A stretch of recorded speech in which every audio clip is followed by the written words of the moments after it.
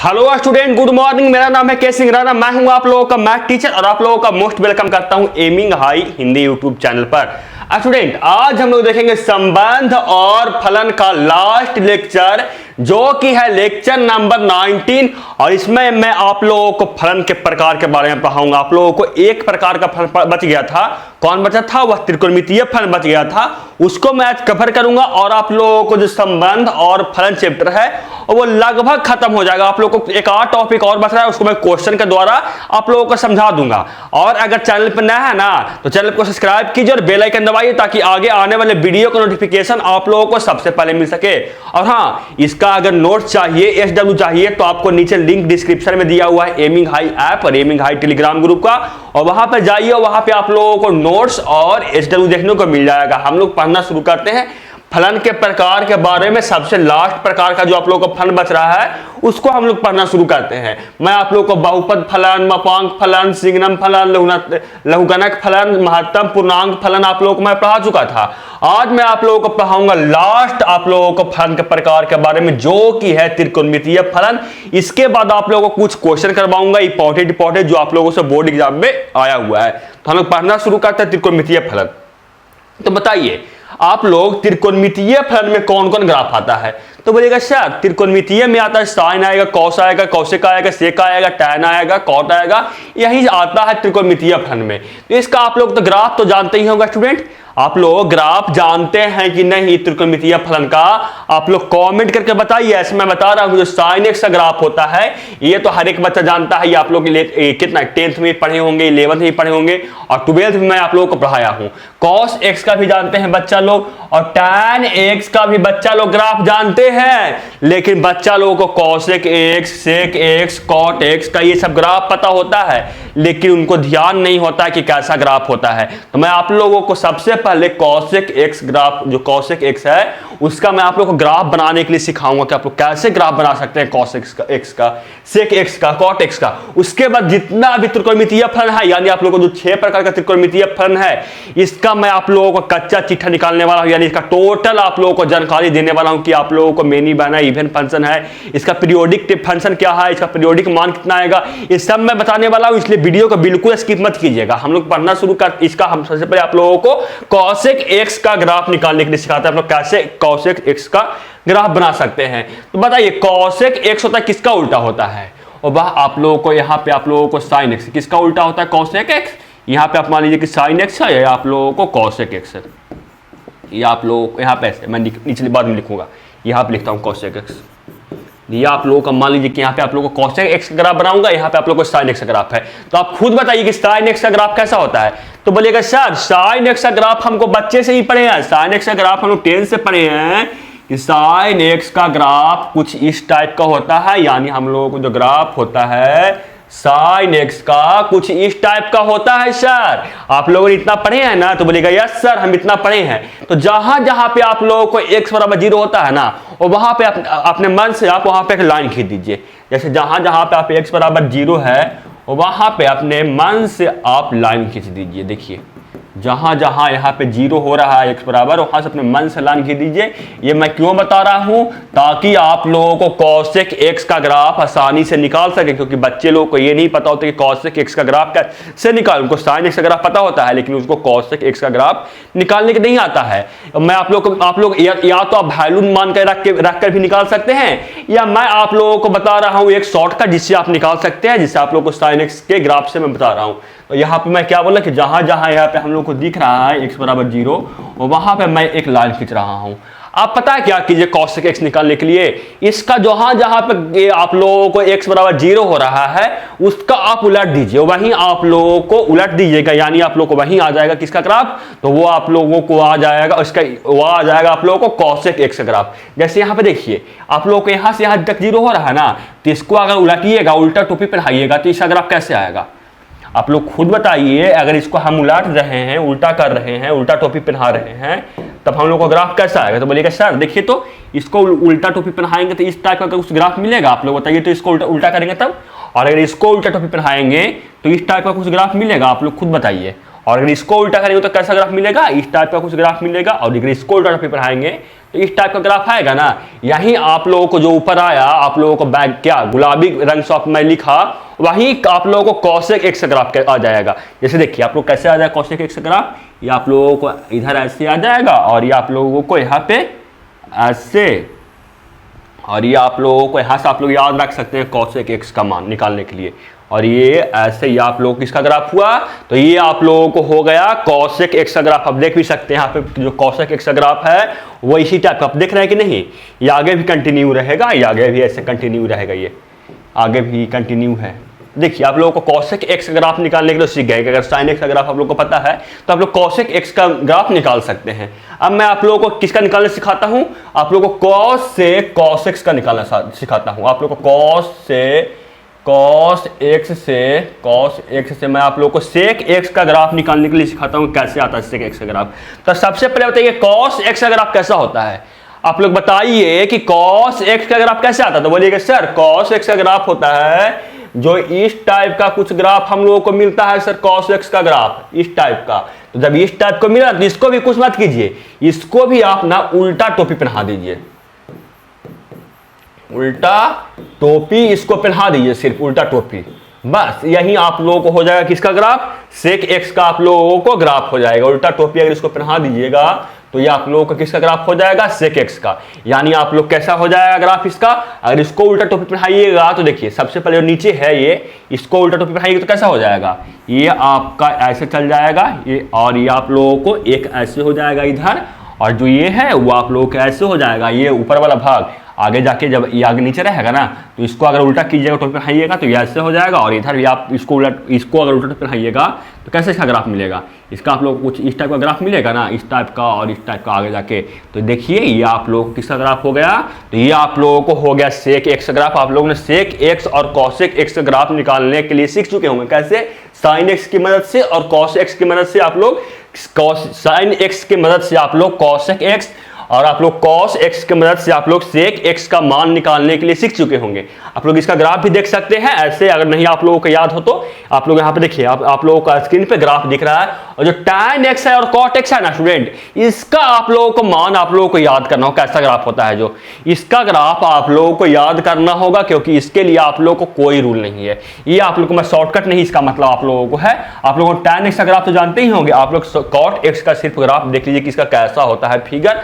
अब मैं इसका पूरा डिटेल बता रहा हूं कि ये क्या क्या है। सबसे पहले चलते हैं आगे, उसके लिए देखिए आप लोगों को यहाँ पे त्रिकोणमितीय फलन है, इसलिए मैं आप लोगों को सामान्य गुण बता रहा हूं कि आप लोग इसका सामान्य गुण क्या है।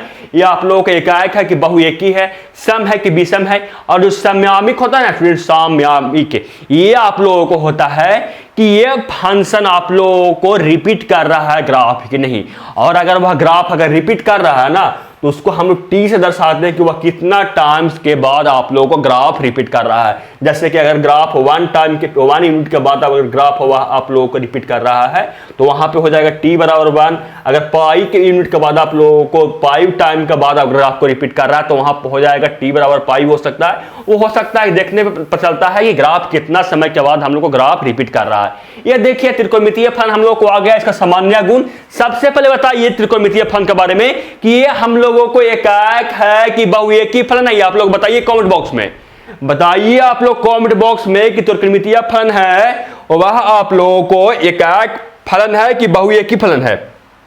तो उसके लिए आप लोग को मैं बताया था पहले भी, उसके लिए मैं आप लोग को पहले बताया था कि जितना भी आप लोग को त्रिकोणमितीय फलन होता है वह हम लोगों को बहुएकी होता है। अगर नहीं आप लोगों को भरोसा हो रहा है तो आप क्या कीजिएगा कि आप हॉरिजॉन्टल लाइन टेस्ट करके देख लीजिए। इसको आप लोग क्षैतिज रेखा परीक्षण, जिसको भी आप लोगों को मन है उसको आप क्षैतिज रेखा परीक्षण करके देख लीजिए। जहां भी आप लोगों को मन है वहां पे आप क्षैतिज रेखा परीक्षण कर लीजिए, उससे आप देख लीजिए कि एकाएकी की बहुएकी है। तो आप लोग को देखने को यहाँ पे क्या मिल रहा है, आप लोग बताइए कि यहाँ पे देखने को क्या मिल रहा है, ग्राफ को कितनी जगह पे कट कर रहा है स्टूडेंट। तो बोलिएगा सर ये ग्राफ को हम देख रहे हैं जितना भी त्रिकोणमितीय फलन है उसको एक से ज्यादा जगह पे ग्राफ को कट कर रहा है, और अगर एक से ज्यादा जगह पे ग्राफ को कट किया तो वह हम लोगों को हो जाएगा बहुएकी फलन। यानी आप लोगों को जितना भी त्रिकोणमितीय फलन है वह आप लोगों को क्या हो जाएगा, वह आप लोगों को हो जाएगा बहुएकी फलन आप लोगों को हो जाएगा।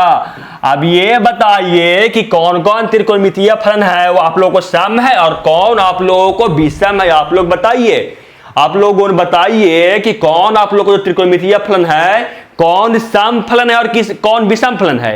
तो इसके लिए तो हम लोगों को दो रूल पढ़े थे स्टूडेंट। क्या पढ़े थे? एक तो सबसे पहले हम ग्राफ देखकर ही बता सकते हैं, या जहां पे हम लोगों को x है वहां हम लोग -x से रिप्लेस करके भी देख सकते हैं। तो उससे हम लोग चेक करते हैं। हम सबसे पहले ग्राफ से चेक करके मैं बताता हूं कि कौन इसमें सम है और कौन इसमें विषम है। मैं आप लोगों को ग्राफ चेक करके सबसे पहले बताता हूं। तो बताइए, देखिए आप लोग, ये देखिए इसका आप लोग ग्राफ देखकर बताइए कि बाई एक्सिस के सिमेट्रिक है। आप लोग इसका ग्राफ देखकर बताइए कि ये बाई एक्सिस के सिमेट्रिक है कि आप लोगों को एक ओरिजिन के सिमेट्रिक है। तो सबसे पहले देख रहे हैं कि बाई जो साइन एक्स है ये तो बाई एक्सिस के सिमेट्रिक नहीं है। क्यों नहीं सिमेट्रिक है? क्योंकि अगर ये बाई एक्सिस के सिमेट्रिक होता तो इसका ग्राफ कुछ इस टाइप का हम लोगों को देखने को मिलता, लेकिन ऐसा ग्राफ तो हम लोगों को नहीं है। यानी हम लोगों को ये बाई एक्सिस के सममित नहीं है, और ये बाई एक्सिस के सममित नहीं हुआ तो कौन क्या होगा कि ये हम लोगों को सम नहीं होगा। हो सकता है कि विषम हो जाए, लेकिन हम लोग को ये सम नहीं होगा। अब हम लोग देखते हैं कि ओरिजिन के ये सममित है। तो ओरिजिन के सममित होने के लिए क्या देखते हैं कि ओरिजिन से अगर जितना डिस्टेंस हम ऊपर चले और उतना डिस्टेंस हम नीचे चले, अगर वहां पे वैसा ही ग्राफ मिलने का देखने को मिल रहा है तब हम लोगों को वह कहलाता है ओरिजिन के सममित। और अगर ओरिजिन का सममित वह हो गया तब हम लोगों को वह कहलाता है विषम फलन। तो देखते हैं ओरिजिन से चलकर, ओरिजिन से हम चलना शुरू किए तो देख रहे हैं कि जितना दूर हम ऊपर चले उतना दूर ही अगर हम नीचे भी चल रहे हैं ना, जितना दूर हम ऊपर चले उतना दूर अगर हम नीचे भी चल रहे हैं तो वैसा ही ग्राफ हम लोगों को देखने को मिल रहा है। और वैसा ही ग्राफ देखने को मिल गया तो बताइए कि क्या होगा। तो ये हम लोगों को हो जाएगा विषम फलन। हम लोग यानी जो साइन एक्स है वह हम लोगों को क्या हो जाएगा, साइन एक्स है वह आप लोगों को क्या हो जाएगा विषम फलन। और नहीं तो आप ऐसे ही मैथमेटिक्स में चेक कर सकते हैं, जहां पे हम लोगों को x है वहां पे आप लोगों को -x रख दीजिए। और आप लोगों को पता हो कि जो साइन -x होता है वह आप लोगों को माइनस साइन एक्स के इक्वल होता है। और अगर यह माइनस साइन एक्स के इक्वल आ गया तो हम लोगों को यहाँ से क्या हो जाएगा विषम फलन। वैसे ही जो tan होता है स्टूडेंट, यहाँ क्या होता है कि tan -x, अब मैं आप लोगों को मैथ से करवा रहा हूँ, tan -x होता है आप लोगों को माइनस tan x, इसलिए आप लोगों को कौन फलन हो जाएगा, तो ये भी आप लोगों को विषम हो जाएगा।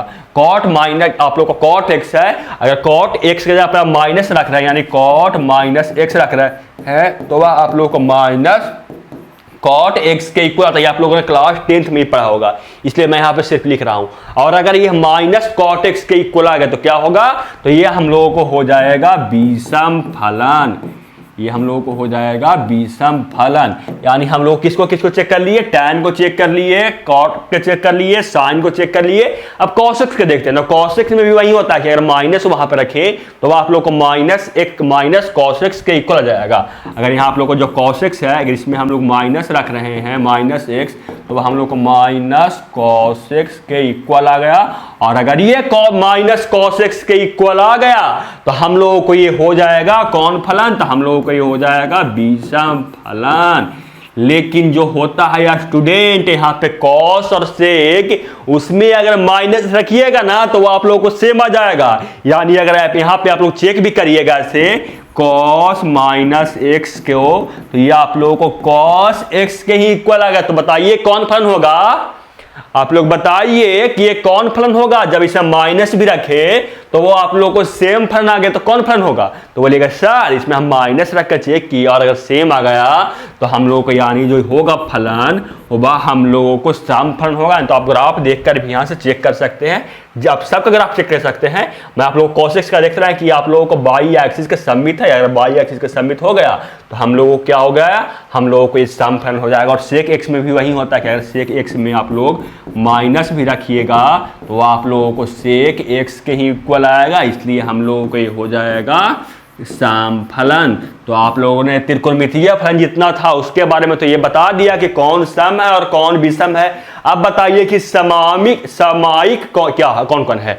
अब बताइए इसमें कि समाइक कौन कौन है, अगर है तो वहां पे t बराबर कितना है। तो सबसे पहले समाइक होने के लिए देखिए ना स्टूडेंट कि ग्राफ रिपीट कर रहा है कि नहीं। समाइक का मतलब यही होता है कि ग्राफ बार बार दोहरा रहा है कि नहीं। अगर वह दोहरा दिया, जिसको हम लोग पीरियोडिक फंक्शन पढ़े थे ना, पीरियोडिक फंक्शन, उसी को हम लोग बोलते हैं समाइक हिंदी में। आप लोगों को मैं यहाँ एक पीछे पढ़ाया था, देख लीजिएगा, वहाँ मैं आप लोगों को पीरियोडिक फंक्शन पढ़ाया था, लेकिन यहाँ पे मैं आप लोगों को समाइक उसको हिंदी में बोलते हैं। और बताइए कि इसमें किसका किसका ग्राफ रिपीट हो रहा है। तो यहाँ पे देखने को मिल रहा है कि सबका ग्राफ हम लोग को रिपीट हो रहा है। जैसे देखिए इसका हमको ग्राफ रिपीट कर रहा है कि कहाँ से कहाँ तक, 0 से 2π तक। जैसे देखिए sin x का ग्राफ जो होता है वो आप लोगों को इस टाइप का होता है, और ये फिर नीचे जाएगा फिर ऊपर जाएगा, ऐसा होता है कुछ। और ये फिर ऐसे ऐसे ऐसे। देखिए बताइए, ये देख सकते हैं कि 0 से 2π के बाद फिर से ग्राफ sin x चेंज कर रहा है। ये sin x नहीं, जितना भी हम लोग को त्रिकोणमितीय फलन है सब देख सकते हैं कि ग्राफ को फिर से रिपीट कर रहा है। sin x हम लोगों को 2π के बाद ग्राफ रिपीट कर रहा है, cos x है वो भी हम लोगों को 2π के रिपीट कर रहा है, लेकिन जो tan x है वो हम लोगों को पाई के बाद ग्राफ फिर से रिपीट कर रहा है। पाई वैल्यू के बाद फिर से हम लोगों को ग्राफ हुआ रिपीट करता है। कॉसेक है वह 2π के बाद आप लोगों को ग्राफ रिपीट करता है। आप लोगों को सेक है ये आप लोगों को 2π के बाद ग्राफ रिपीट करता है। कॉटेक्स है वो आप लोगों को पाई के बाद ये ग्राफ रिपीट करता है। तो बोल सकते हैं कि जितना भी हम लोगों को पीरियोडिक, जितना भी हम लोगों को त्रिकोणमितीय फलन है वह हम लोगों को पीरियोडिक फंक्शन है। और हम लोग को t का मान कितना आएगा, तो साइन की जगह पे हम लोग को t का मान आ जाएगा 2π, cos x की जगह पे t क्या आ जाएगा, t के बराबर हम लोग को 2π आ जाएगा। क्यों हो जाएगा, क्योंकि t उसी को दर्शाते हैं कि कितना आप लोगों को पीरियड के बाद, कितना टाइम के बाद फिर से ग्राफ को वह रिपीट कर रहा है। तो यहाँ से बताइए आप लोग यहाँ से बताइए कि जब यहाँ tan x है तो यहाँ से tan x को t बराबर कितना आ जाएगा, t बराबर कितना है। तो बोलेगा सर ये पाई के बाद फिर से ग्राफ रिपीट कर रहा है, यानी हम लोगों को t की जगह पे पाई आ जाएगा। कॉट भी वही होगा आप लोगों को, अगर ये आप लोगों को समाइक है तब t के जगह पे यहाँ भी पाई आ जाएगा। क्यों आ जाएगा, क्योंकि t फिर पाई के बाद ये ग्राफ को फिर से रिपीट कर रहा है। sin x बराबर हम लोग को 2π यहाँ से t बराबर 2π आ जाएगा, क्योंकि 2π के बाद ग्राफ रिपीट कर रहा है। ये भी आप लोगों को 2π के बाद ग्राफ रिपीट कर रहा है। ये भी आप लोगों को sec x भी है वो भी आप लोगों को 2π के बाद ग्राफ रिपीट कर रहा है। और ये भी आप लोगों को 2π के बाद आप लोगों को ग्राफ रिपीट कर रहा है। तब आप लोगों ने त्रिकोणमितीय फलन के बारे में सब जानकारी आप लोगों ने ले लिया जो आप लोगों को कॉमन था, सामान्य था। अब मैं आप लोगों को कुछ इंपॉर्टेंट करवाता हूं फलन जो आप लोगों ने पढ़े होंगे, यानी उसको मिसलेनियस क्वेश्चन करवाता हूं जो आप लोगों ने जानते हैं, उसको देखे होंगे या नाम भी सुने होंगे, तब उसका ग्राफ नहीं जानते होंगे। अगर ग्राफ भी देख निकाले होंगे तब उसका आप लोगों ने कुंडली निकालना नहीं सीखा हो कि ये कौन कौन एकाएक है, फलन है, कि आप लोग को बहु एक ही है, कि आप लोगों को क्या है, कहाँ खाता है, कहाँ पीता है, ये आप लोग नहीं निकाले होंगे। मैं वैसा क्वेश्चन करवा रहा हूँ। देखिए सबसे पहले मैं करवा रहा हूं मिसलेनियस, आप लोगों को यहाँ पे फंक्शन है, आप लोगों को मिसलेनियस, यानी आप लोगों को चैप्टर खत्म हो गया। आप लोगों को इंपॉर्टेंट पढ़ा रहा हूं टॉपिक। देखिए पहला आप लोगों को है ना कि महत्तम पूर्णांक फलन का आप लोग कब है, जब आप लोगों को है f(x) बराबर महत्तम पूर्णांक फलन x का निकालना है और महत्तम पूर्णांक फलन आप लोगों को -x का निकालना है। तब इसका ग्राफ क्या आएगा, आप लोगों को क्या होगा आप लोगों को सारा जानकारी इसके बारे में देना है। तो देखिए आप लोग महत्तम पूर्णांक फलन 2 पॉइंट के निकाल सकते हैं, या आप लोग चाहे इंटीजर नंबर के निकाल सकते हैं या वैसा नंबर जो इंटीजर नहीं हो। इंटीजर का मतलब क्या हुआ कि आप लोग 1 2 0 -1 -2 -3 10 -10 आप लोग ऐसे ऐसे इंटीजर वैल्यू का निकाल सकते हैं महत्तम पूर्णांक फलन। और एक होता है हम लोग को नॉन इंटीजर नंबर, यानी हम लोग को इंटीजर नहीं हो, जैसे कि यहाँ पे नॉन इंटीजर नंबर, यहाँ पे आई को हम लोग दर्शाते हैं नॉन इंटीजर को ऐसे, ये हम लोगों को इंटीजर नंबर नहीं हो, ऐसे भी दर्शाते हैं, ये हम लोग कैसे भी दर्शाते हैं integer number, non integer number को, और इंटीजर नंबर को हम लोग ऐसे भी दर्शाते हैं, आप लोग देख लीजिए। तो देखिए नॉन इंटीजर नंबर क्या हो गया, जैसे देखिए 1.2 हो गया, जो आप लोग को पॉइंट में हो, यानी आप लोग उसका कुछ ना कुछ दशमलव का मान हो, 1.2 हो गया, 1.4 हो गया, 1.7 हो गया ऐसे, या 2.5 2.7, ये आप लोगों को हो गया नॉन इंटीजर नंबर। यानी हम लोग इसको दो तरह से ग्रेटेस्ट महत्तम पूर्णांक फलन हम लोग निकाल सकते हैं। क्या निकाल सकते हैं कि जब आप लोगों को यहाँ पे हम लोग को x का महत्तम, या हम लोगों को x बराबर इंटीजर कोई नंबर हो जाए, या हम लोगों को x बराबर कोई नॉन इंटीजर नंबर हो जाए, तो हम लोग चेक करते हैं क्या है f(x) बराबर, देखिए f(x) बराबर महत्तम पूर्णांक फलन x का निकालना है और प्लस हम लोगों को माइनस उसी का निकालना है महत्तम पूर्णांक फलन। तो इसको हम लोग क्या कर सकते हैं, इसको हम लोग ऐसे देखिए, इसको हम लोग दो भागों में बांट सकते हैं। कब कब निकाल सकते हैं? जब हम लोगों को x है वह हम लोगों को इंटीजर हो जाए, और जब हम लोगों को x है वह आप लोगों को नॉन इंटीजर नंबर हो जाए, तब हम लोग निकाल सकते हैं। तो निकाल कर देखते हैं सबसे पहले इंटीजर नंबर्स को। सबसे पहले हम लोग महत्तम पूर्णांक फलन निकाल रहे हैं नॉन इंटीजर नंबर को। तो इंटीजर नंबर को मान लीजिए कि हम लोग निकाल रहे हैं महत्तम पूर्णांक फलन इंटीजर नंबर को 2 का हम निकाल रहे हैं। हम लोग एग्जाम्पल के लिए ले रहे हैं x बराबर 2, x बराबर 2 हम एग्जाम्पल के ले रहे हैं। तो देखते हैं कितना मान आता है। तो हम लोग निकाल रहे हैं इसका महत्तम पूर्णांक फलन, यानी f(x) बराबर यहाँ से क्या हो जाएगा, यहाँ 2 प्लस -2। तो अब बताइए +2 का महत्तम पूर्णांक फलन कितना आएगा। तो मैं आप लोग को सिखाया था कि अगर कोई पॉजिटिव नंबर है और अगर नेगेटिव नंबर है, यानी कोई हम लोग कोई इंटीजर नंबर है, तब उसका महत्तम पूर्णांक फलन निकालते हैं तो बस सेम हो जाता है। यानी अगर 2 का महत्तम पूर्णांक फलन निकालिएगा तो वो 2 हो जाएगा, और -2 का महत्तम पूर्णांक फलन निकालिएगा तो वो आप लोग को -2 ही होगा। तो वो कितना आएगा स्टूडेंट, आप लोग खुद बताइए वो कितना आएगा। तो बोलिएगा सर ये हम लोगों को घट कर आ गया 0। यानी हम लोग को कोई भी इंटीजर नंबर हो जाए उसका अगर हम महत्तम पूर्णांक फलन निकाल रहे हैं, जोड़ रहे हैं एक बार, उसको घटा रहे हैं एक बार, तब हम लोगों को वह 0 को आएगा, इक्वल आएगा। कैसे? मान लीजिए कि हम लोग यहाँ पर 2 नहीं लेकर 5 लेते, तो यहाँ पे क्या होता है, यहाँ पे 5 होता और यहाँ पे -5 होता, और दोनों का महत्तम पूर्णांक फलन निकालते हैं तो एक होता है +5 और एक होता है -5, और दोनों जब ऐड होता तो हम लोग को क्या हो जाता था, हम लोग को वो आया 0 के इक्वल। यानी हम लोग जब इंटीजर नंबर कोई भी ले रहे हैं तब हम लोगों को जो आ रहा है महत्तम पूर्णांक फलन वह हम लोगों को 0 के इक्वल आ रहा है जोड़ने पर और घटाने पे। अब मैं एक ले रहा हूं जो आप लोगों को इंटीजर नंबर नहीं हो, जैसे कि हम ले रहे हैं 1.6, मान लेते हैं, आप कुछ भी ले सकते हैं, 2.6 लेते हैं। देखिए एग्जाम्पल के लिए हम ले रहे हैं x बराबर 2.6 ले रहे हैं, 2.5 हम ले रहे हैं, 2.5 ले रहे हैं एग्जाम्पल के लिए। तो बताइए इसका हम निकालेंगे f 2.5 निकालें तो क्या आएगा, ये हम लोग को आ जाएगा 2.5 और माइनस और आ जाएगा यहाँ प्लस -2.5। अब आप लोग बताइए 2.5 का महत्तम पूर्णांक फलन कितना आएगा।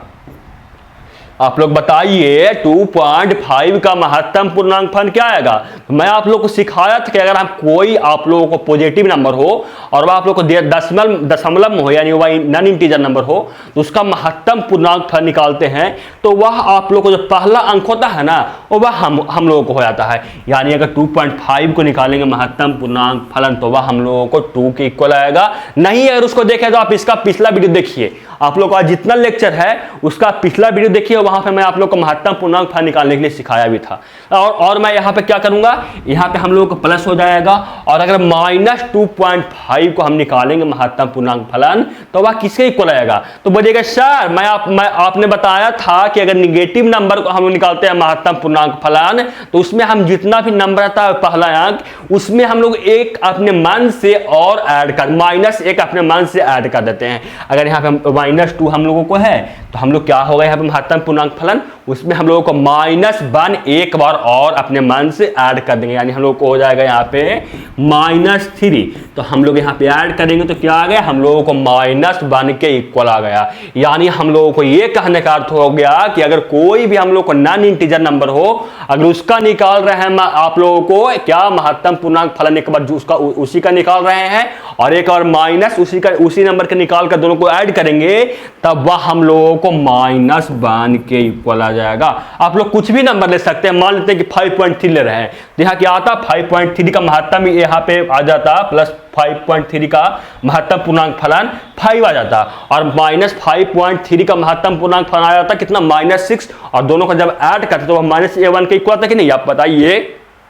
तो बोलेगा यस सर वह इक्वल आ जाता। यानी हम जब निकाल रहे हैं महत्तम पूर्णांक फलन, जब किसका एक बार किसी नंबर का निकाल कर उसी का फिर माइनस करके और दोनों को ऐड कर रहे हैं, और जब इसमें हम लोगों को इंटीजर नंबर है ना तब हम लोग को 0 मान मिल रहा है, और अगर नॉन इंटीजर नंबर है तब हम लोगों को -1 मान मिल रहा है। इसका देखिए आप लोगों को आगे इसका सॉल्यूशन भी यहाँ पे देखने को मिल जाएगा। यहाँ पे आप देखिए, यहाँ पे आप लोगों को सोल्यूशन है, जब हमें को यहाँ पे x बराबर 2 है तब यहाँ पे अगर 2 यहाँ पे हो जाएगा 2 और -2 इक्वल टू 0। अगर यहाँ पे 2.1 है तो इसका 2.1 का महत्तम पूर्णांक फलन आ जाएगा 2, और -2.1 का महत्तम पूर्णांक फलन आ जाएगा -3, और दोनों को ऐड करने पे -1 आ जाएगा। अगर यहाँ पे 5.4 है तो +5.4 का महत्तम पूर्णांक फलन आ जाएगा कितना, 5, और -5.4 का महत्तम पूर्णांक फलन आ जाएगा कितना, -6, और दोनों को जब ऐड होगा तब वो आ जाएगा -1। अब इसका मैं आप लोगों को ग्राफ बनाता हूं, कैसे ग्राफ आएगा देखिए। अब इसका मैं आप लोगों को ग्राफ बनाता हूं कि ग्राफ कब आएगा, कैसा आएगा। तो आप लोग खुद बताइए, जब जब हम लोगों को इंटीजर मान आया, जब हम लोगों को इंटीजर मान आया, तब हम लोग को कितना आया, हम लोगों को आया आउटपुट में, तब हम लोगों को आउटपुट में 0 आया था। देख सकते हैं आप यहाँ पे, जब हम लोगों को इंटीजर नंबर है, जब हम लोगों को यहाँ पे देख सकते हैं कि जब हम लोगों को इंटीजर नंबर है, तब हम लोगों को आउटपुट में आएगा वह 0। तो आप खुद बताइए कि जब यहाँ पे इंटीजर है, यानी जब यहाँ पे इंटीजर होगा 0 पे, 1 पे, 2 पे, 3 पे, या आगे वैसे ही -1 पे, -2 पे, -3 पे, और वहाँ पे हम लोगों को क्या आएगा, और वहाँ पे हम लोगों को आउटपुट में हम लोगों को 0 मिल रहा है। यानी y बराबर हम लोगों को x बराबर अगर कितनों रहे, +1 रहे, +2 रहे, +3 रहे, +4 रहे, +5 रहे, तब हम लोग को वहाँ पे y का मान हम लोगों को 0 मिल रहा है।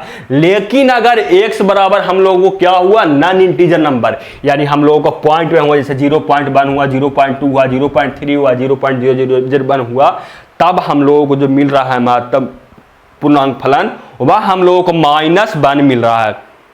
तो देख सकते हैं, जैसे यहाँ पे देखिए, अगर यहाँ पे 0.1 पे x देखिएगा तो वो कितना आएगा, तो वह हम लोगों को आ जाएगा -1। कब तक मिलेगा, जब तक कि हम 1 पे नहीं पहुंच जाए, तब, और या आप 1 पे अगर पहुंच जाएंगे तब हम लोगों को x का मान जो मिलना है, वह हम लोग y का मान, वह हम लोगों को 0 मिलेगा। तो इसका ग्राफ कैसे बनेगा आप सोच सकते हैं। या अगर यहाँ पे कितना निकाल, मान लीजिए कि 1.5 का निकाल रहे हैं, 0.5 का निकाल रहे हैं महत्तम पूर्णांक फलन, उसी का एक बार प्लस में निकाल रहे हैं और फिर माइनस में निकाल कर दोनों को ऐड करेंगे तो महत्तम पूर्णांक फलन कितना आएगा, तो वह आ जाएगा आप लोगों को -1 के इक्वल। मान लीजिए कि यहाँ 0.5 है तो -1 के इक्वल आएगा। तो बताइए आप लोग कब तक ये मान मिलेगा, -1 के इक्वल, जबकि 0 से लेकर 1 तक आप लोगों को कोई भी नंबर है तब आप लोगों को -1 मिलेगा। और 1 पे जाएगा x, अगर हम जा रहे हैं x बराबर 1 पे, तो हम लोग को y का मान 0 हो जाएगा। और जैसे ही हम 1 से आगे बढ़े या 1 से पीछे बढ़े, तब हम लोग को फिर से -1 मिलना शुरू हो जाएगा। तो आप लोग समझ सकते हैं इसका ग्राफ यहाँ पे मिल रहा है।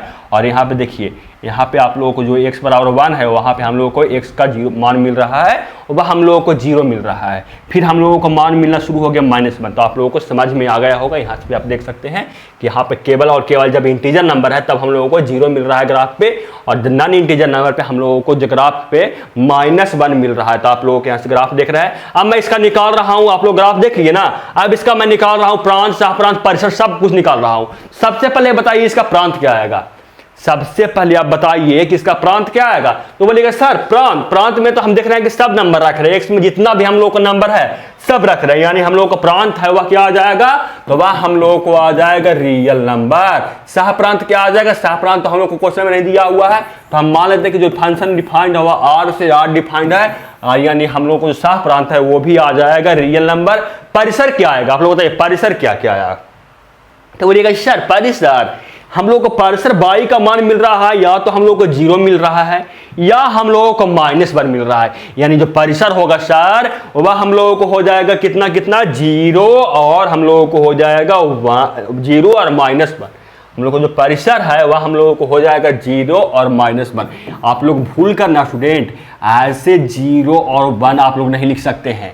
अगर आप ऐसे 0 और 1 लिखे ओपन क्लोज ब्रैकेट में, तब आप लोगों को यहाँ पे सरासर गलत कर रहे हैं, और आप लोगों को जो मार्क्स है वो वहाँ पे आप लोगों को हाफ मार्क्स काट दिया जाएगा। आप लोग कैसे लिखिएगा, ये आप लोग को जो अंक और 0 और 1 मिल रहा है ना, तब इसको आप लोगों को सेट बिल्डर फॉर्म में लिखना होगा। यानी आप लोगों को आप लोगों को क्या लिखिएगा, 0 और 1 लिखिएगा, और उसको आप लोग इस तरह के सेट बिल्डर फॉर्म में लिखिएगा। इसका मतलब ये हुआ कि जो हम लोग को y मिल रहा है वह केवल और केवल 0 और 1 मिल रहा है। एकाएक है कि बहु एक ही है। आप लोग कर दिए और क्षैतिज रेखा परीक्षण, क्षैतिज रेखा परीक्षण कीजिएगा तो ग्राफ को देखिए कि बहुत जगह से कट कर रहा है। आप जहां भी देखिए, आप देखिए कि ग्राफ को ये बहुत जगह से कट कर रहा है, और ग्राफ को यह बहुत जगह से कट किया, तब हम लोगों को ये कौन सा फलन हो जाएगा, तब हम लोगों को ये हो जाएगा बहुएकी फलन।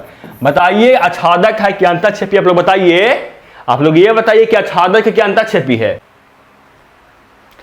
उसके लिए क्या करेंगे स्टूडेंट, उसके लिए हम लोग सह प्रांत और परिसर को देखेंगे कि इक्वल है कि नहीं। हम लोग देख रहे हैं कि सह प्रांत और परिसर है वह इक्वल नहीं है, यानी हम लोग को जो ये फलन होगा वह हम लोगों को हो जाएगा अंतःक्षेपी फलन हम लोगों को कहलाएगा। सम है कि विषम है, किसका सिमेट्रिक है? देखिए आप लोग देखिए किसका सिमेट्रिक है, एक्स एक्सिस के कि वाई एक्सिस के? तो बोलिएगा सर हम देख रहे हैं यहाँ पे कि जो है यहाँ पे वाई एक्सिस के ये सममित है और यह वाई एक्सिस के सममित हो गया, क्योंकि देख सकते हैं आप लोगों को इसका इमेज आप लोगों को इस तरह मिल रहा है ना वाई एक्सिस के, और अगर यह वाई एक्सिस के सममित हो गया तो हम लोगों को कौन फलन हो जाएगा? तब हम लोगों को सम फलन हो जाएगा। सम फलन आप लोगों को लाएगा। निरंतर है कि नहीं बताइए? निरंतर कहां पे नहीं है? जहां जहां हम लोगों को इंटीजर वैल्यू मिल रहा है वहां पे ये आप लोगों को निरंतर नहीं देख सकते हैं। 1 पे निरंतर नहीं है, 2 पे निरंतर नहीं है, 3 पे निरंतर नहीं है, 4 पे निरंतर नहीं है। आप लोगों को जहां जहां मिल रहा है इंटीजर वैल्यू वहां पे निरंतर नहीं है और वह बाकी सब जगह पे आप लोगों को निरंतर है। तो हम लोग ऐसे लिख सकते हैं कि आप लोगों को जो है ये सब जगह पे निरंतर है, केवल आप लोगों को इंटीजर नंबर को छोड़कर सब जगह पे निरंतर है। और अगर सब जगह पे निरंतर है तो ये आप लोगों को सब जगह पे आप लोगों को अवकलज भी होगा, केवल आप लोगों को इंटीजर वैल्यू को छोड़कर ये सब जगह पे आप लोगों को निरंतर आप लोगों का अवकलज भी होगा। ये आप लोगों को सामायिक यानी आप लोगों को पीरियोडिक फंक्शन है कि नहीं बताइए? आप लोग बताइए इस ग्राफ को देखकर कि आप लोगों को पीरियोडिक फंक्शन है कि नहीं? पीरियोडिक फंक्शन का मतलब आप लोगों को ग्राफ को फिर से रिपीट कर रहा है कि नहीं? तो बोलिएगा सर ये जो ग्राफ है हम देख रहे हैं कि एक एक यूनिट के बाद यहां से यहां ग्राफ सेम है, फिर यहां से यहां ग्राफ सेम है, फिर यहां से यहां ग्राफ हम लोगों को सेम मिल रहा है, फिर यहां से यहां ग्राफ सेम मिल रहा है। यानी हम लोगों को एक यूनिट के बाद या हम लोगों को क्या है कि हम लोगों को यह ग्राफ फिर से रिपीट कर रहा है। यानी हम लोगों को यह क्या हो गया? ये आप लोगों को सामायिक है। आप लोगों को यस या आप लोगों को ऐसे बोल सकते हैं हाँ ये आप लोगों को सामायिक है। और अगर सामायिक है तो t बराबर यहाँ पे कितना है? तो ये आप लोगों को एक यूनिट के बाद आप लोगों को ग्राफ को रिपीट कर रहा है, यानी हम लोग को t बराबर 1 आ जाएगा। अब आप लोगों को समझ में आ गया, ये आप लोग को मिसलेनियस नंबर का आप लोग एग्जाम्पल नंबर 1 था। अब आप लोगों को एग्जाम्पल नंबर 2 करवाते हैं। देखिए इसी का आप लोगों को एग्जाम्पल नंबर 2 करवा रहा हूं मिसलेनियस फंक्शन का। इसका आप लोग बताइए कि इसका आप लोगों को मान निकाल सकते हैं कि नहीं? आप लोग जल्दी बताइए इसका मान निकाल सकते हैं कि नहीं? ये आप लोगों को है कौन फंक्शन? तो ये आप लोगों को है फ्रैक्शनल पार्ट ऑफ फंक्शन। इसका आप लोगों को फ्रैक्शनल पार्ट ऑफ फंक्शन इसको निकाल कर बताइए कि अगर हम फ्रैक्शनल पार्ट ऑफ फंक्शन को एक बार प्लस उसी नंबर का प्लस से कर रहे हैं और माइनस से निकाल कर दोनों को ऐड कर रहे हैं फ्रैक्शनल पार्ट ऑफ फंक्शन को, तब बताइए कि वह हम लोग को क्या क्या आएगा। तो देखिए इसका भी हम लोग 2 कर सकते हैं फ्रैक्शनल पार्ट ऑफ नंबर में निकालने के लिए कि एक नंबर हम लोग ले सकते हैं कि जो इंटीजर हो और एक हम दे सकते हैं कि जो हम लोग को नॉन इंटीजर हो। यानी हम लोग को फ्रैक्शनल पार्ट ऑफ निकाल सकते हैं फंक्शन।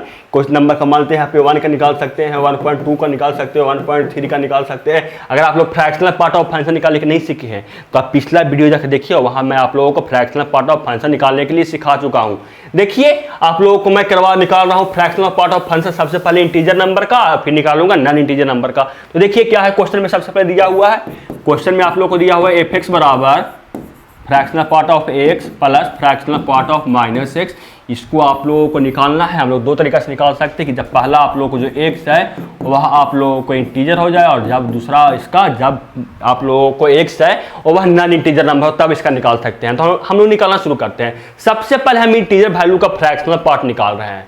सबसे पहले हम क्या कर रहे हैं? तो सबसे पहले हम लोग इंटीजर वैल्यू का फ्रैक्शनल पार्ट निकाल रहे हैं। तो मान लेते हैं कि हम एग्जांपल के लिए आप लोग बताइए कि मैं कौन सा एग्जांपल यहाँ पे इंटीजर नंबर लूँ। तो बोलिएगा सर आप कुछ भी ले लीजिए। मान लेते हैं कि यहाँ पे -10 ले रहा हूँ, x बराबर हम -10 ले रहे हैं। देखिए तो x बराबर हम लोग -10 ले रहे हैं, तब निकालेंगे अगर इसका फ्रैक्शनल पार्ट -10 का, तो वो हम लोग को क्या आ जाएगा? यहाँ पे हम लोग को -10 और यहाँ पे प्लस और यहाँ पे -10 हम लोगों को आ जाएगा। ये इसी का हम लोगों को फ्रैक्शनल पार्ट निकालना है। तो बताइए कि -10 का फ्रैक्शनल पार्ट कितना आता है? मैं पिछला वीडियो में आप लोग को पढ़ाया था फ्रैक्शनल पार्ट निकालने के लिए। आप लोग बताइए कि फ्रैक्शनल पार्ट निकालने के लिए माइनस आप लोगों को 10 का फ्रैक्शनल पार्ट कितना आएगा? तो बोलेगा सर जो हम लोग जानते हैं कि अगर कोई इंटीजर नंबर हो तो उसका फ्रैक्शनल पार्ट निकालेंगे तो वह हम लोगों को 0 आता है, और अगर वह नेगेटिव नंबर है अगर उसका हम लोग फ्रैक्शनल पार्ट निकालते हैं, आप लोगों को नेगेटिव नहीं, आप लोगों को जो नॉन इंटीजर नंबर है उसका अगर निकालते हैं फ्रैक्शनल पार्ट, तो वह हम लोग को उसमें जो नंबर दशमलव के बाद रहता है उसमें हम लोग 1 माइनस अपने मान उसमें हम लोग 1 माइनस जितना नंबर रहता है पॉइंट के बाद उसको हम लोग करते हैं। और यहाँ पे हम लोग देखते हैं कि आप लोग को इंटीजर नंबर है यानी इसका फ्रैक्शनल पार्ट हम लोग को 0 आ जाएगा और प्लस आप लोगों को ये कितना आ जाएगा, ये आप लोग को ऐड करने पे आ जाएगा फ्रैक्शनल पार्ट ऑफ 10 का ही आ जाएगा। और हम लोग जानते हैं कि फ्रैक्शनल पार्ट 10 जो है वह हम लोग को इंटीजर नंबर है, इसका भी हम लोग को फ्रैक्शनल पार्ट निकालिएगा तो 0 आ जाएगा। यानी हम लोग को 0 प्लस 0 इक्वल टू 0 आ जाएगा। यानी हम लोग कहने का अर्थ ये हुआ ना स्टूडेंट कि हम लोग को जितना भी हम लोग को इंटीजर नंबर है उसका हम लोग निकालेंगे फ्रैक्शनल पार्ट तो वह हम लोगों को 0 के इक्वल होता है। तो हम लोग यहाँ पर बोल सकते हैं कि जितना भी हम लोगों को इंटीजर नंबर है उसका निकालेंगे फ्रैक्शनल पार्ट तो वह हम लोगों को 0 का इक्वल होता है। और जो हम लोगों को जो ये आप लोगों को क्या है, जो आप लोगों को इंटीजर नहीं है उसको निकाल कर देखते हैं क्या आता है। तो मान लेते हैं कि हम लोग ले रहे हैं एक नॉन इंटीजर नंबर x बराबर हम ले रहे हैं 1.5। मान लेते हैं कि हम x बराबर 1.5 ले रहे हैं क्योंकि ये नॉन इंटीजर नंबर है। आप लोग कुछ भी ले सकते हैं, 1.2 भी ले सकते हैं, 1.3 आप लोग को जो मन में वो ले सकते हैं, 2.3 पॉइंट आप लोग को जो भी मन है आप लोग को इंटीजर नहीं होना हो वह आप लोग ले सकते हैं। और देखते हैं इसको चेक करके ये हम लोग को कितना के इक्वल आता है। तो देखिए यहाँ पे क्या आ जाएगा, यहाँ पे हम लोग को आ जाएगा f 1.5 बराबर यहाँ पे 1.5 का हम लोग का फ्रैक्शनल पार्ट निकालना है और प्लस माइनस 1.5 का हम लोगों को फ्रैक्शनल पार्ट निकालना है। ये किसके इक्वल आएगा, तो हम लोग जानते हैं कि अगर कोई पॉजिटिव नंबर है और वह आप लोगों को इंटीजर नंबर नहीं है तब उसमें हम लोग को दशमलव के बाद जो नंबर रहता है वही हम लोग को फ्रैक्शनल पार्ट कहला जाता है। तो यहाँ पे क्या है, यहाँ पे हम लोग को है पॉजिटिव नंबर है और वह नॉन इंटीजर नंबर है, यहाँ से निकालेंगे फ्रैक्शनल पार्ट तो वह हम लोगों को 0.5 के इक्वल आएगा। क्यों देख सकते हैं आप लोग को कितना है 0.5 के इक्वल आएगा। और जब हम निकालेंगे माइनस 1.5 का हम लोग फ्रैक्शनल पार्ट तो वह किसका इक्वल आएगा, आप लोग बताइए। जब हम निकालेंगे किसका माइनस 1.5 का फ्रैक्शनल पार्ट तो वो किसके इक्वल आएगा, तो बोलेगा सर ये हम लोग को देख रहे हैं कि निगेटिव नंबर है और हम लोग को नॉन इंटीजर नंबर है। और अगर निगेटिव नंबर और नॉन इंटीजर नंबर हम लोग को हुआ तो हम लोग को क्या हो जाएगा, तब हम लोग को ये हो जाएगा कि इसके हम लोग फ्रैक्शनल पार्ट निकालने के लिए 1 माइनस 0.5 करना होगा या दशमलव के बाद जो नंबर रहेगा वो करना होगा। तो हम लोग ऐसे इसको बोल सकते हैं 1 माइनस 0.5। अब आप ये बताइए कि ये 0.5 और ये 0.5 खत्म हो जाएगा। आप लोग ये बात बताइए कि 0.5 और ये 0.5 खत्म हो जाए कि नहीं, तो बोलेगा यस सर ये 0.5 और माइनस 0.5 ये खत्म हो गया। यानी हम लोगों को बच गया 1। यानी हम लोग को जब नॉन इंटीजर कोई नंबर रहे तो वह हम लोगों को 1 के इक्वल आएगा। अब बताइए कि महत्तम पूर्णांक फलन में क्या आया था, महत्तम पूर्णांक फलन में अगर इंटीजर नंबर था तो वो आया था 0 के इक्वल, और अगर वह नॉन इंटीजर नंबर था तो वह हम लोगों को -1 के इक्वल आता। लेकिन हम निकाल रहे हैं यहाँ पे क्या, हम लोग निकाल रहे हैं यहाँ पे निकाले एक आप लोगों को, तो यहाँ पे हम लोगों को आया यहाँ पे जब आप लोगों को इंटीजर वैल्यू हो तब आप लोगों को 0 आएगा और जब नॉन इंटीजर वैल्यू हो तो वह आप लोगों को -1 के इक्वल आएगा। मैं इसका आप ग्राफ देख रहा हूँ, देखिए फ्रैक्शनल पार्ट निकाल चुका है, इसका सोल्यूशन देख सकते हैं। फ्रैक्शनल पार्ट निकाले हैं आप लोग यहाँ से देख सकते हैं, यहाँ पे फ्रैक्शनल पार्ट निकाले हैं। उसके बाद यहाँ पे निकाले कि जब आप लोग को इंटीजर नंबर हो, जब आप लोगों को नॉन इंटीजर नंबर होता हो क्या आएगा। यहाँ पर आप देख सकते हैं एग्जाम्पल लेकर मैं यहाँ पे करवाया भी हूँ, यहाँ पे एग्जाम्पल लेकर करवाया भी हूँ। इसका अब मैं आप लोगों को ग्राफ करवाता हूँ। देखिए ग्राफ में मैं ये बोल सकता हूँ, फ्रेंड बोलिए, देखिए यहाँ पे मैं ग्राफ में ये बोल सकता हूँ कि जब हम लोग को इंटीजर वैल्यू है यानी 1 2 0 -1 -2 -3 तब हम लोग को बाई का मान मिल रहा है कितना, तब हम लोग को बाई का मान मिल रहा है 0, तब हम लोगों को बाई का मान मिल रहा है 0। ये आप लोगों को मान लीजिए कि एक्स एक्सिस है और एक्स डैश ये आप लोगों को, और ये आप लोगों को एक्स एक्सिस है। तब हम लोग को जब हम लोगों को इसे देखिए 0 पे हम लोगों को बाई का मान कितना मिल रहा है, एक्स बराबर 0 हो तो बाई बराबर हम लोग को 0, बाई बराबर हम लोग को 0 का मान मिल रहा है। अगर एक्स बराबर 1 हो तो हम लोग को बाई बराबर भी 0 मिल रहा है, एक्स बराबर 1 भी हो तो भी हम लोगों को बाई बराबर 0 मिल रहा है। एक्स बराबर 2 हो तो भी हम लोगों को बाई बराबर 0 मिल रहा है। तो आप लोग बताइए क्या हो गया, आप लोग बताइए देखकर इसका मतलब क्या हुआ। इसका मतलब हम ये हुआ सर कि जो हम लोगों को इंटीजर वैल्यू एक्स में रखे हम लोग को बाई का मान तो हम लोगों को 0 ही मिलना है। तो आप लोगों को समझ में आ गए होगा। इसका ग्राफ नीचे ऐसा हो जाएगा, ये आप लोगों को यहाँ पे कोई भी नंबर हो इंटीजर हम लोगों को बाई का वैल्यू 0 ही मिलेगा। और अगर वह नॉन इंटीजर नंबर हो तो हम लोगों को बाई का वैल्यू कितना मिलेगा, तब हम लोगों को y का वैल्यू मिलेगा 1 के इक्वल आएगा। मान लीजिए ना स्टूडेंट के यहाँ पे हम निकाल रहे हैं कितना, किसका हम लोग 0.5 का निकाल रहे हैं फ्रैक्शनल पार्ट ऑफ फंक्शन। तो कितना इक्वल आएगा, हम लोग को जानते हैं कि 0.5 का निकालेंगे फ्रैक्शनल पार्ट ऑफ फंक्शन, तो हम लोग को 0.5 के इक्वल आ जाएगा। और क्या निकालना था, तो हम लोग को यहाँ पे माइनस उसके करना था ना, तो यहाँ पे हम लोग को आ जाएगा क्या, देखिए मान लीजिए कि यहाँ पे 0.5 का निकाल रहे हैं, 0.5 और प्लस माइनस 0.5, तो माइनस प्लस 0.5 का हम लोग जानते हैं फ्रैक्शनल पार्ट ऑफ फंक्शन हम लोग को 0.5 आ जाएगा। और अगर इसका निकालेंगे तो हम लोग को यहाँ पर आ जाएगा 1 माइनस 0.5, और ये 0.5 और 0.5 खत्म हो जाएगा और वह हम लोगों को 1 के इक्वल आ जाएगा। 0.5 का सिर्फ नहीं है स्टूडेंट, जितना भी आप लोगों को 0 से लेकर 1 तक नंबर है, या आप लोगों को 1 से जो आगे होगा 2 नहीं, आप लोग को 1 से आगे लेकिन 2 नहीं होना चाहिए, यानी आप लोग को क्या होना चाहिए, को भाई इंटीजर वैल्यू नहीं होना चाहिए, तब उसका आप लोगों को y का जो मान होगा वह 1 के इक्वल आएगा। इसलिए आप लोग इसका ग्राफ देख सकते हैं कब तक आप लोगों को ग्राफ मिल रहा है ऐसा, जब आप लोग को 0 से लेकर आप लोगों को 1 तक है, आप लोगों को यहाँ पे आप लोगों को ओपन ब्रैकेट का ग्राफ मिल रहा है, आप लोग देख सकते हैं। फिर आप 1 पे आप लोगों को क्लोज ब्रैकेट मिला, फिर 1 से आगे जैसे ही बढ़े तब आप लोगों को फिर ओपन ब्रैकेट आप लोगों को ग्राफ मिला, फिर वैसे ही आप लोगों को कंटिन्यू होते रहेगा। अब इसका मैं आप लोगों को ग्राफ तो समझ में आ गया होगा, जब निकालेंगे फ्रैक्शनल पार्ट ऑफ फंक्शन किसी आप लोगों का नंबर का, और उसी का फिर अगर माइनस करके और उसका दोनों को ऐड करेंगे तो आप लोगों को ग्राफ तो समझ में आ गया। अब इसका बताइए टोटल चीज, प्रांत, सहप्रांत, परिसर, एकाक, बहुएकी, आच्छादक, सब बताइए। सबसे पहले प्रांत में क्या देख सकते हैं कि प्रांत में हम लोग कोई भी नंबर डाल रहे थे, देख सकते हैं आप लोग, प्रांत में हम लोग कोई भी नंबर रख रहे थे, यानी हम लोग रियल नंबर रख रहे थे, तो हम लोग यहाँ से x बराबर बोल सकते हैं कि x बराबर हम लोगों को रियल नंबर आ गया। सहप्रांत क्या आएगा, सहप्रांत हम लोग बोल सकते हैं, क्वेश्चन में नहीं दिया हुआ था, यानी हम लोग क्वेश्चन में नहीं दिया तो सहप्रांत मान लेते कि आ रहा है। परिसर क्या आया, तो परिसर में हम देख रहे हैं कि केवल और केवल हम लोगों को या तो केवल और केवल हम लोगों को 0 वैल्यू मिल रहा है, यानी या हम लोगों को 1 वैल्यू मिल रहा है। देख सकते हैं कि जब हम लोग को इंटीजर वैल्यू मान रहे x बराबर, तो हम लोगों को 0 मिल रहा है, और नॉन इंटीजर नंबर पे हम लोगों को मिल रहा है 1 के इक्वल, यानी हम लोग को जो परिसर होगा वह किसके इक्वल आ जाएगा, तो वह हम लोगों को आ जाएगा जो y है वो आप लोगों को इक्वल हो जाएगा किसके इक्वल, तो 0 और माइनस प्लस 1 के आप लोगों को इक्वल हो जाएगा। परिसर एकाक है कि बहुएक है, तो देख सकते हैं ग्राफ को यहाँ से, एकाक है कि बहुएकी है, आप लोग इसको ग्राफ खींचिए, यहाँ पे आप लोग क्षैतिज रेखा परीक्षण कीजिए, देखिए ग्राफ को ये बहुत जगह से कट कर आप जहाँ से भी आप खींच सकते हैं, यहाँ भी खींच सकते हैं, यहाँ भी खींच सकते हैं, तो देखने पे मिल रहा है कि ग्राफ को ये बहुत जगह से कट कर रहा है, यानी हम लोग को हो जाएगा बहुएकी। अंतःक्षेपी होगा कि आच्छादक होगा, इस दोनों को देखकर बता सकते हैं कि ये अंतःक्षेपी होगा क्योंकि इक्वल नहीं है, ये आप लोग को हो गया अंतःक्षेपी। सम है कि विषम है, यही बता सकते हैं, सम है कि विषम है, किसके सिमेट्रिक है, देखिए तो देखने पर लग रहा है कि ये बाई एक्सिस के सिमेट्रिक है, लोग देख सकते हैं कि हम लोग को बाई एक्सिस के सिमेट्रिक है, और अगर बाई एक्सिस के सिमेट्रिक हो गया तब हम लोगों को हो जाएगा समफलन।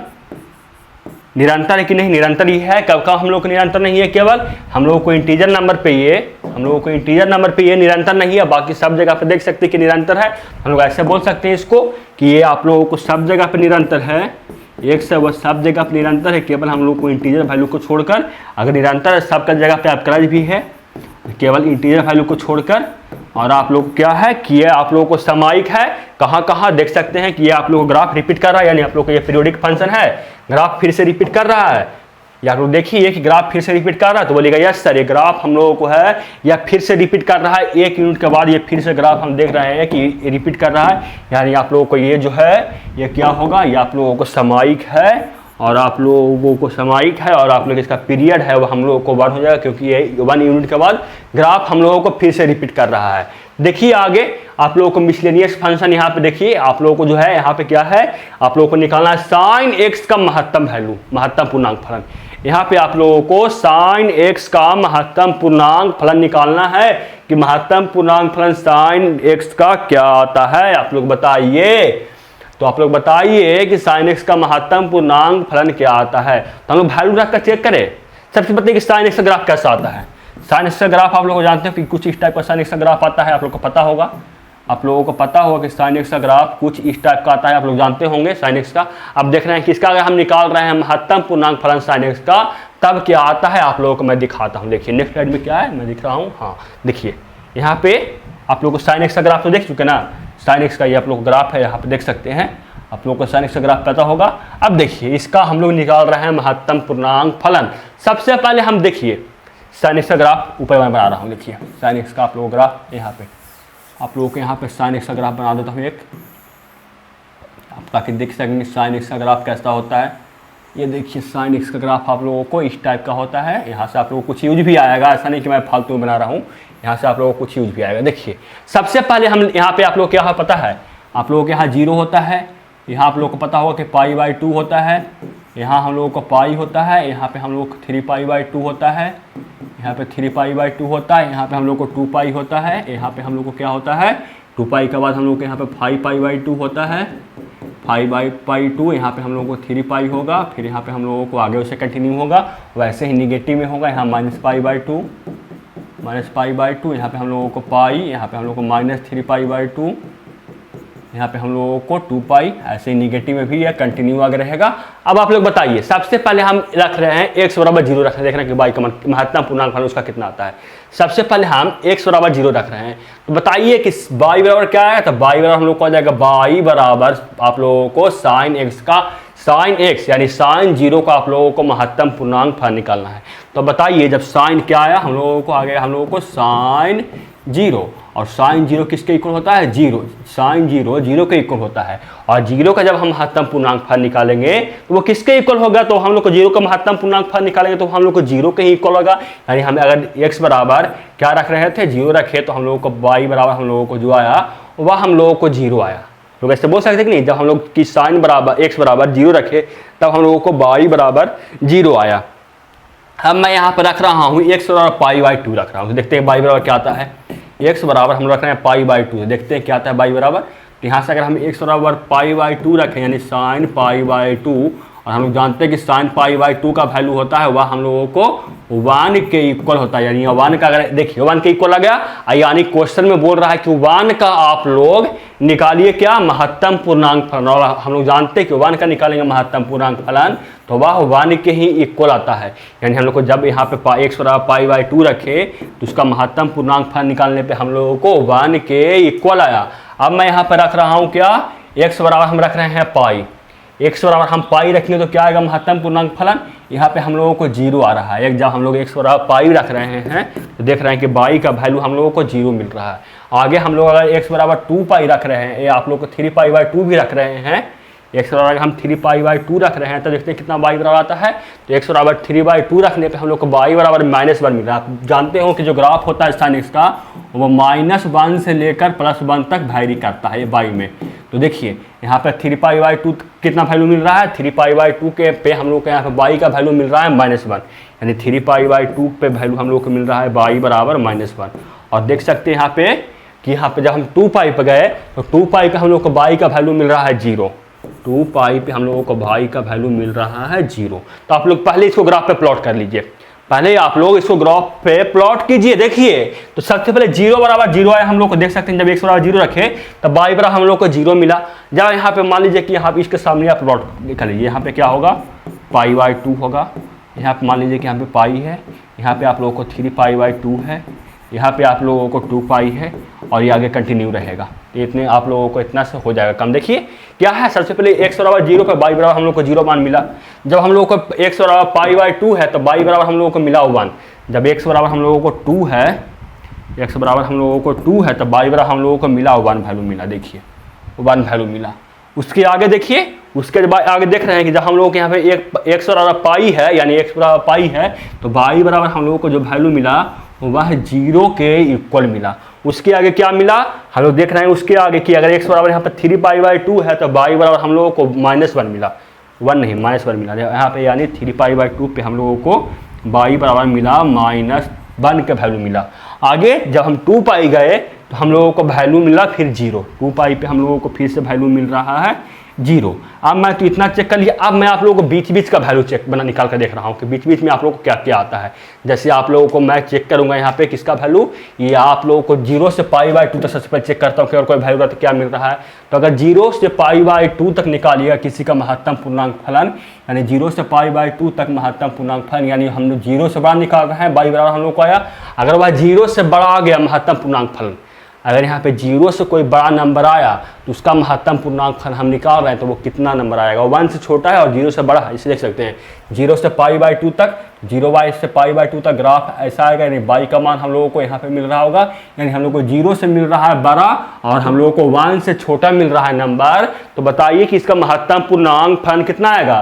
तो बोलिएगा सर जब हम लोग को 0 से मिल रहा है बड़ा y बराबर और 1 से छोटा मिल रहा है तो उसका महत्तम पूर्णांक फलन निकालेंगे, यानी हम लोगों को 0 से लेकर π/2 तक, तो हम लोगों को महत्तम पूर्णांक फलन का मान आएगा वह 0 के इक्वल होगा। तो यह स्टूडेंट आप लोगों को वह 0 के इक्वल अगर जब हम लोग देख रहे हैं कि π/2 से लेकर π तक हो तब महत्तम पूर्णांक फलन का मान कितना आ रहा है, यानी 0 से बड़ा, π/2 से बड़ा और π से आप लोग को छोटा, यानी आप लोग को ग्राफ कुछ इधर मिलेगा और वह कितना होगा, आप लोगों को 0 से तो बड़ा हुआ ग्राफ मिलेगा y का और वह 1 से छोटा मिलेगा। तो बताइए जब 0 से छोटा और 1 से बड़ा मिल गया, 0 से बड़ा और 1 से छोटा मिल गया तो y बराबर आप लोगों को महत्तम पूर्णांक फल कितना आएगा। तो बोलेगा सर महत्तम पूर्णांक फल हम लोग जानते हैं कि वह 0 के इक्वल आता है। आगे बताइए, मैं आगे चेक कर रहा हूँ कहाँ से कहाँ तक, पाई से लेकर 3π/2 तक, पाई से लेकर 3π/2 तक निकाल रहा हूं कि इसका आप लोगों को y का मान कितना आता है, यानी पाई से लेकर 3π/2 तक। तो हम लोगों को ग्राफ मतलब कुछ इधर मिलेगा 0 से आप लोग पाई से बड़ा और 3π/2 से छोटा, तो यहाँ ग्राफ कुछ इधर मिलेगा, यानी हम लोगों को y बराबर मिलेगा कुछ कितना, 0 से बड़ा छोटा मिलेगा और -1 से हम लोगों को बड़ा मिलेगा। और हम लोग जानते हैं कि अगर 0 से बड़ा और -1 से हम लोगों को 0 से छोटा और -1 से हम लोग को बड़ा वैल्यू मिला तो उसका हम लोग महत्तम पूर्णांक वैल्यू निकालने पे हम लोगों को -1 के इक्वल आएगा, हम लोग जानते हैं। आगे हम लोग चेक कर रहे हैं जब 3π/2 से 2π तक हो तब इसका महत्तम पूर्णांक का मान कितना आ रहा है। 3π/2 से लेकर आप लोगों को 2π तक हो तो ग्राफ कुछ इधर मिलेगा, यानी हम लोग को फिर से वैल्यू कम मिल रहा है कितना।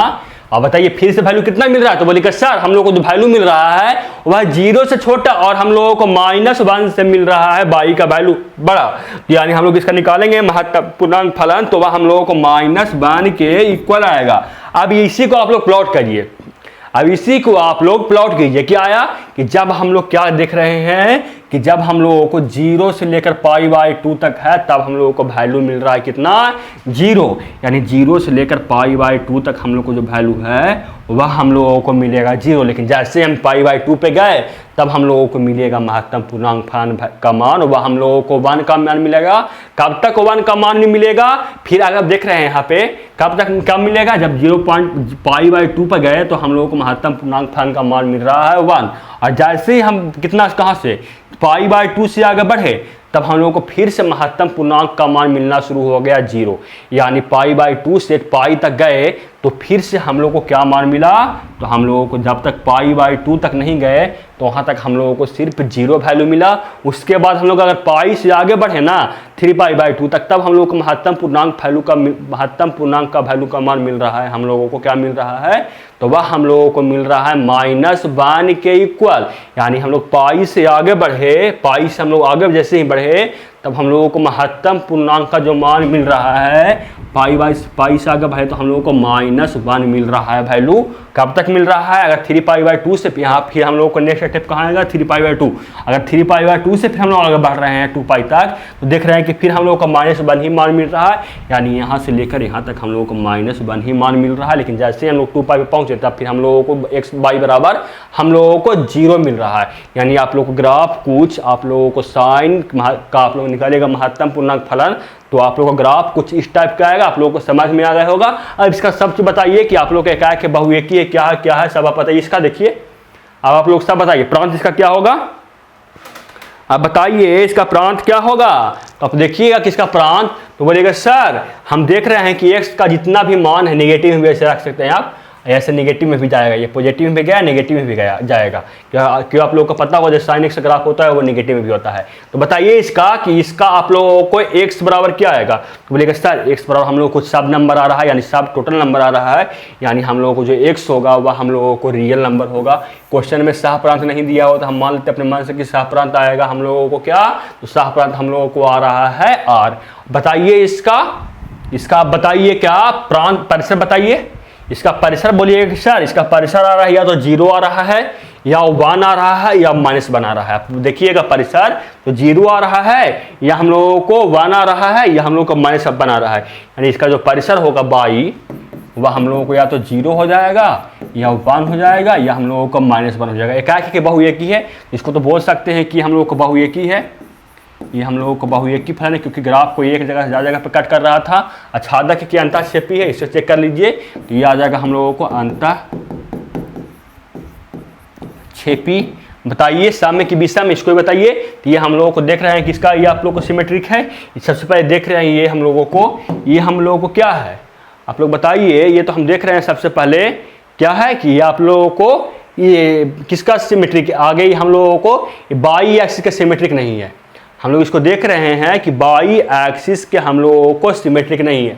फिर देख रहे हैं कि ओरिजिन से भी हम लोग चलेंगे तो ओरिजिन के भी सिमेट्रिक नहीं है। अगर ये ओरिजिन के भी सिमेट्रिक नहीं हुआ तो ये हम लोगों को नॉन फंक्शन हो जाएगा। ना तो आप लोगों को क्या होगा, ना तो सम और ना ही आप लोगों को ये विषम फलन होगा। निरंतर है कि नहीं आप बताइए, आप लोग बताइए इसको कि निरंतर है कि नहीं। निरंतर कहाँ पे नहीं है, आप लोग देख सकते हैं कि यहाँ पे 1 पे निरंतर जब आप लोगों को π/2 पे निरंतर नहीं है, फिर आप लोगों को पाई पे निरंतर नहीं है, फिर यहाँ पे 3π/2 पे निरंतर है, फिर 2π पे निरंतर नहीं है। आप लोग बोलिए कि निरंतर कहाँ कहाँ पे आप लोग देख सकते हैं। इसको आप लोग दिख नहीं सकते, इसको आप लोग देख कर आप खुद बताइए निरंतर है कि नहीं, अवकलज है कि नहीं, सममिक है कि नहीं। और आप लोगों को यहाँ पे अगर सममिक है तो टी बराबर कितना आएगा, आप लोग इसको देख कर बताइए। आप लोगों को 2 क्वेश्चन SW में देखिए, आप लोगों के यहाँ पे 2 क्वेश्चन आप लोगों को SW में है। इसको आप लोग नेक्स्ट क्लास में सॉल्व करके आइएगा। आपके लिए आज के लिए तो इतना ही है, आपके लिए आज के लिए इतना ही है। वीडियो समझ में आया कि नहीं आप लोग बताइएगा।